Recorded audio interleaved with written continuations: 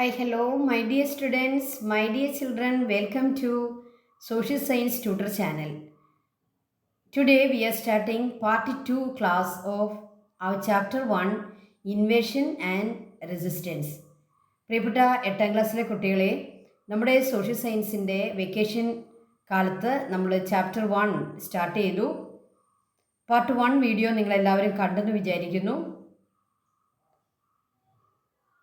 ഇത് part 2 video ആണ്. Part 1 വീഡിയോയുടെ കണ്ടിന്യൂവേഷനാണ്. അതുകൊണ്ട് തന്നെ നിങ്ങൾ പാർട്ട് 1 വീഡിയോ വ്യൂ ചെയ്തതിന് ശേഷം പാർട്ട് 2 വീഡിയോ കാണുക. ഓക്കെ, ഇപ്പോൾ ഇന്നത്തെ ക്ലാസ്സിൽ നമ്മൾ കാണുന്നത് ഇന്ത്യയിലേക്ക് ഇൻവേഷൻ നടത്തിയ യൂറോപ്യൻ രാജ്യങ്ങളിൽ രണ്ടാമത്തെ രാജ്യത്തെയാണ്.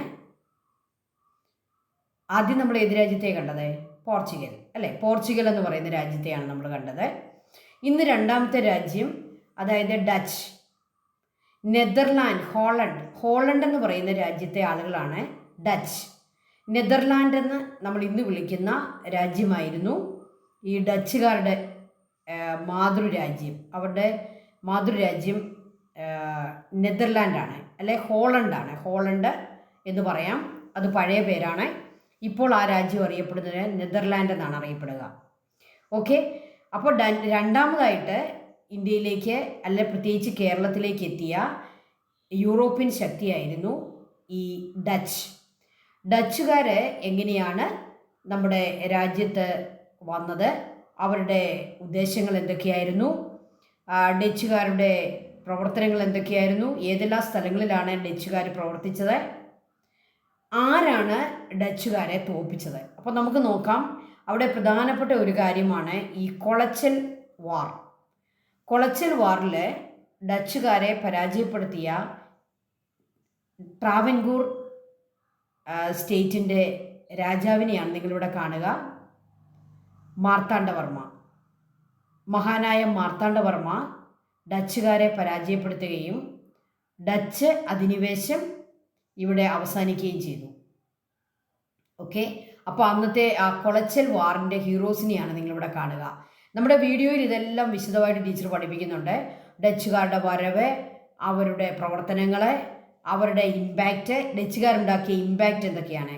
കുറച്ച് കാലമാണ് ഡച്ചുകാർ കേരളത്തിൽ ഉണ്ടായിരുന്നത് എങ്കിലും അവർക്ക് ധാരാളം ഇമ്പാക്റ്റുകൾ അവരുണ്ടാക്കാനായിട്ട് അവർക്ക് സാധിച്ചു. എന്തൊക്കെ റിസൾട്ടാണ് അവരുണ്ടാക്കിയത്? ഡച്ചുകാരുടെ വരവ് കൊണ്ട് കേരളത്തിന് കിട്ടിയ മെറിറ്റ്സും ഡീമെറിറ്റ്സും എന്തൊക്കെയാണ്? അവരുടെ ഇമ്പാക്റ്റ് എന്താണ്? ഡച്ചുകാരെ പരാജയപ്പെടുത്തിയ രാജാവ് ആരാണ്? മാർത്താണ്ഡവർമ്മയുടെ പ്രത്യേകത എന്തായിരുന്നു? എല്ലാ കാര്യങ്ങളും നമ്മുടെ ഈ സെക്കൻഡ് വീഡിയോയിൽ നിങ്ങൾക്ക് തീർച്ചയായിട്ടും പഠിക്കാനായിട്ട് സാധിക്കും. ഡച്ച്. ദെൻ ഈ ഒരു വീഡിയോയിൽ തന്നെ നമ്മൾ അടുത്ത ഇന്ത്യയിലേക്ക് വന്ന ഇത് മാർത്താണ്ഡവർമ്മ, അദ്ദേഹത്തിൻ്റെ ഒരു പിക്ചറാണ്. മാർത്താണ്ഡവർമ്മ ട്രാവൻകൂർ കിങ് ആയിരുന്നു. അപ്പോൾ ഡച്ചുകാർ അദ്ദേഹത്തിൻ്റെ മുന്നിൽ തോൽവി സമ്മതിക്കുന്നതിൻ്റെ ഒരു ഫോട്ടോയായി തന്നിരിക്കുന്നത്. ഓക്കെ, ഇപ്പോൾ ഡച്ചുകാരെ അദ്ദേഹം കംപ്ലീറ്റ് പരാജയപ്പെടുത്തി. അവർക്ക് ഇവിടെ യാതൊരു മുന്നോട്ട് പോകാനുള്ള ഒരു സാഹചര്യവും ഉണ്ടായിരുന്നില്ല പിന്നീട്. ഓക്കെ, പിന്നീട് ഇന്ത്യയിലെത്തിയ, പ്രത്യേകിച്ച് കേരളത്തിലെത്തിയ യൂറോപ്യൻ ശക്തിയായിരുന്നു ഇംഗ്ലീഷുകാരുടെ വരവും ഇംഗ്ലീഷുകാരുടെ ലക്ഷ്യങ്ങളും അവരുടെ പ്രവർത്തനങ്ങളും അവരാരെയൊക്കെ സമീപിച്ചു, എന്തൊക്കെയാണ് അവർ ചെയ്തത്, എല്ലാം നമ്മളിവിടെ പഠിക്കുന്നുണ്ട്. അതിലേറ്റവും പ്രധാനപ്പെട്ട ഒരു സംഭവമായിരുന്നു the battle of Plassey. 1757 Plassey യുദ്ധമാണ് ബ്രിട്ടീഷ് സാമ്രാജ്യത്തിന് ഇന്ത്യയിൽ അടിത്തറയിട്ടത്. ബംഗാളിൽ അതോടെ അവർക്ക് പൂർണ്ണ അധികാരം ലഭിച്ചു. ബാറ്റിൽ ഓഫ് പ്ലാസി ഇന്ത്യയിൽ അധികാരം നേടാൻ ആദ്യമായിട്ട് അവർക്ക് ഒരു വിജയമുണ്ടായ യുദ്ധമായിരുന്നു ബാറ്റിൽ ഓഫ് പ്ലാസി. ഇന്ത്യയിലെ ബ്രിട്ടീഷ് സാമ്രാജ്യത്തിൻ്റെ അടിത്തറയിട്ട യുദ്ധമെന്നാണ്. Foundation stone, it was the battle which laid the foundation stone of British empire in India. British സാമ്രാജ്യത്തിന് ഇന്ത്യയിൽ അടിസ്ഥാനമിട്ട പ്ലാസി യുദ്ധത്തെപ്പറ്റി നമ്മൾ രണ്ടാമത്തെ വീഡിയോയിൽ പഠിക്കുന്നുണ്ട്. പ്ലാസി യുദ്ധത്തിലെ അതിൻ്റെ പ്രത്യേകതകളെ, അത് പരാജയങ്ങളെ, അതിൻ്റെ ഇമ്പാക്റ്റ് എല്ലാം നമ്മൾ പഠിക്കുന്നുണ്ട്. അങ്ങനെ ഉള്ള ഒരു ചാപ്റ്ററാണ് ഈ ചാപ്റ്ററിൻ്റെ ആ ഒരു പ്രത്യേക ഭാഗമാണ് ഈ രണ്ടാമത്തെ വീഡിയോയിൽ പഠിക്കുന്നത്.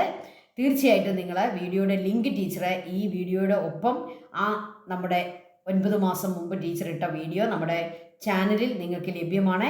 ചാനലിൽ നിങ്ങൾ പോയി അത് കാണണം, വീഡിയോ കാണണം, നിങ്ങൾ പഠിക്കണം. മൂന്നാമത്തെ വീഡിയോയുമായിട്ട് ടീച്ചർ അടുത്ത ക്ലാസ്സിൽ വീണ്ടും എത്തുന്നതായിരിക്കും. Thank you children, thank you so much.